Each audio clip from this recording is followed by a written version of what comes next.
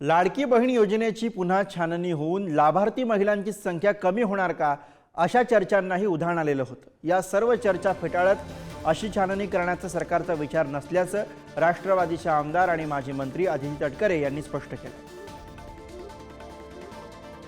जी मंत्री अदितीताई तटकरे आहेत, जो गेम चेंजर असा जी योजना ठरली यावेळेस निवडणुकांमध्ये ती लाडकी बहीण योजनेची होती आणि त्या सगळ्या संदर्भात बातचीत करण्यासाठी माझ्यावर अदिती आहे। ताई, काय सांगाल एकंदरीत जो निर्णय झाला त्याचा फेरविचार जो आहे तो केला जाणार अशी चर्चा जी आहे ती सध्या सुरू आहे। नेमकं काय पडताळणी होणार आहे पुन्हा एकदा त्या सगळ्या? नाही, अशा पद्धतीचा कुठलाही स्क्रुटिनीचा निर्णय झालेला नाही। मात्र या सगळ्या योजनांमध्ये 2100 रुपयांची वाट अजूनही महिला पाहतायत।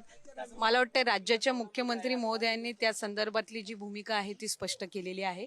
योग्य वेळी जो काही सकारात्मक निर्णय आहे तो घेण्यात येईल। तुमचं नाव चर्चेत आहे पुन्हा एकदा महिला व बालविकास मंत्री यासाठी। नाही, मला वाटतं वरिष्ठ त्या संदर्भातला जो निर्णय ते घेतील। नक्कीच आपण जर पाहिलं तर या सगळ्या संदर्भातला निर्णय वरिष्ठ घेते आणि अशी कोणतीही फेर जी आहे सगळी तपासणी केली जाणार नाहीये असं सुद्धा मत माजी मंत्री अदिती तटकरे यांनी व्यक्त केलेलं आपल्याला पाहायला मिळालं। व्हिडिओ जर्नलिस्ट मनोज सोलंकी समिती धनंजय दळवी, पुढारी न्यूज, मुंबई।